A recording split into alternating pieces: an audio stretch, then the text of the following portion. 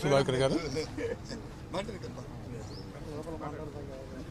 సింపుల్గా ఒక్క నిమిషం మాట్లాడతాను. రవిబాబు ఎమ్మెల్సీ. నేను అంకెలే తప్ప అభివృద్ధి కానరానటువంటి బడ్జెట్ ప్రసంగం ఇది. బడ్జెట్ స్టార్ట్ చేసిన నుంచి కూడా చివరి దాకా ముఖ్యమంత్రి గారిని లోకేష్ గారిని పొగడానికి సరిపోయింది తప్ప వాస్తవాలు ఎక్కడా కూడా అందులో ప్రతిబింబించాల.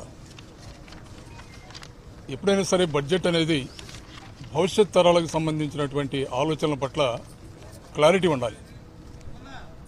అన్ని రంగాలలో కూడా క్లారిటీ లేకుండా కేవలం 3,26,000 కోట్లనే అంకెలు చూస్తున్నారే కానీ రైతాంగం కానీ, మహిళలు కానీ, నిరుద్యోగులు కానీ, ఉద్యోగస్తులు కానీ, ప్రధానంగా వెనుకబడినటువంటి వర్గాలు, వీళ్లకు సంబంధించినటువంటి బడ్జెట్ కేటాయింపులు ఎక్కడా కూడా సక్రమంగా జరగల.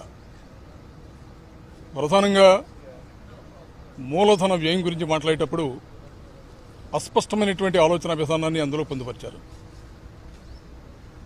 బడ్జెట్ ఎప్పుడైనా సరే రాష్ట్రాభివృద్ధికి ఉత్పాదక రంగమైన బడ్జెట్ కనుక కేటాయింపులు జరిగితే అది నిజమైనటువంటి అభివృద్ధికి దోహదపడుతుంది. ఈ బడ్జెట్లో ఉత్పాదక రంగాన్ని పూర్తిగా విస్మరించేశారు. మాట్లాడితే ఈ ప్రభుత్వం అన్ని రంగాలలో అభివృద్ధి పదంలో నడిపిస్తామని మాట మాట్లాడుతున్నారు. ఉత్పాదక రంగం మీద అభివృద్ధి కేటాయింపులు జరగనప్పుడు ఎలాంటి అభివృద్ధిని వీళ్ళు చేస్తారు? ప్రధానంగా ఇవాళ నా డిమాండ్ ఉత్పాదక రంగం మీద బడ్జెట్ కేటాయింపులు లేకుండా సంపదను సృష్టిస్తామనే మాట మీరు అలా మాట్లాడగలుగుతున్నారు? పూర్తిగా ప్రజలను మోసం చేసే బడ్జెట్ ఈ బడ్జెట్. మహిళలకు సంబంధించి అరకొర నిధులు, రైతాంగాన్ని అయితే పూర్తిగా విస్మరించడం, నిరుద్యోగులకు సంబంధించినటువంటి ఎన్నికల హామీని పూర్తిగా నీరుగార్చారు.